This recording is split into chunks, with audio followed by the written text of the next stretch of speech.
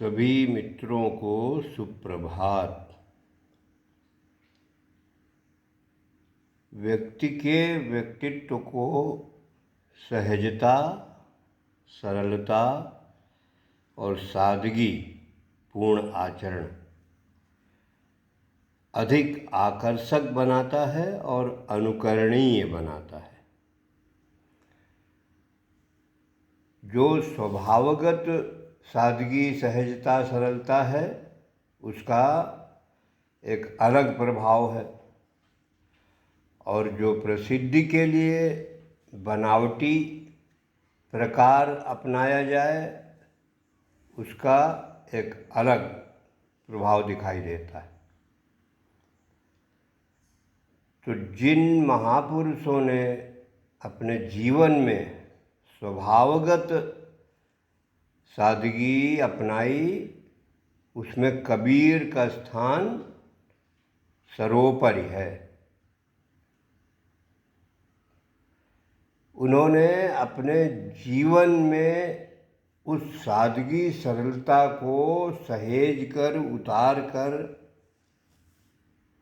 ये सिद्ध कर दिया कि इसका आनंद ही अलग है, और उससे साधारण जीव के मन में भी उस प्रकार की स्थितियां अर्जित करने की आशा जगती है कि नहीं, ऊंचाई की ओर हम भी बढ़ सकते हैं। तो वही पंक्ति रामचरितमानस की प्रभावकारी होती है ऐसे संदर्भों में कि पर उपदेश कुशल बहु तेरे, जे आचरहि ते नर न घनेरे। कि उन्होंने अपने आचरण से सिद्ध किया इस सिद्धांत को। तो देखते हैं कि एक वानगी उनके स्वभाव की, उनके जीवन प्रकार की। कबीर अनूठे हैं, प्रत्येक के लिए उनके द्वारा आशा का द्वार खुलता है। कबीर से ज़्यादा साधारण आदमी खोजना कठिन है, और अगर कबीर ईश्वर तक पहुंच सकते हैं तो सभी पहुंच सकते हैं। निपट गंवार हैं, इसलिए गंवार के लिए भी आशा है। कबीर जीवन भर गृहस्थ रहे, कर्म से जुलाहे रहे, बुनते रहे कपड़े और बेचते रहे। घर छोड़कर हिमालय नहीं गए और परमात्मा को पा गए।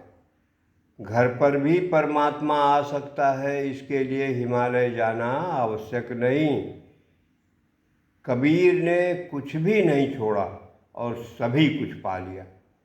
इसलिए छोड़ना पाने की शर्त नहीं हो सकती।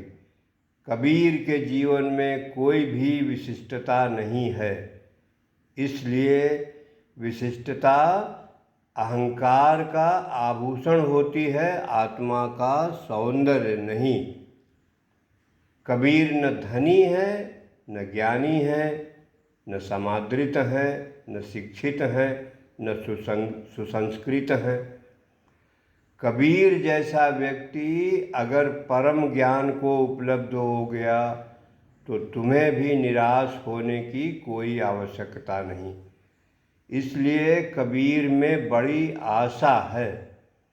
कबीर गरीब है और ये सत्य जान गए कि धन व्यर्थ है। कबीर के पास एक साधारण सी पत्नी है और जान गए कि सब राग रंग, सब वैभव विलास, सब सौंदर्य मन की ही कल्पना है। कबीर ने कहा, जब परमात्मा इतना बड़ा ताना बाना बुनता है संसार का और लज्जित नहीं होता, तो मैं गरीब छोटा सा जुलाहे का काम करके क्यों लज्जित होऊं। परमात्मा जरा बड़ा जुलाहा, मैं थोड़ा छोटा जुलाहा, और जब वह छोड़ के नहीं भागा तो मैं क्यों भागूं। मैंने उस पर ही छोड़ दिया है। जो उसकी मर्जी। अभी उसका आदेश नहीं मिला कि बंद कर दो। वे जीवन के अंत तक बूढ़े हो गए तो भी कपड़े बेचने बाजार जाते रहे, लेकिन उनके बेचने में बड़ा भेद था, साधुता थी।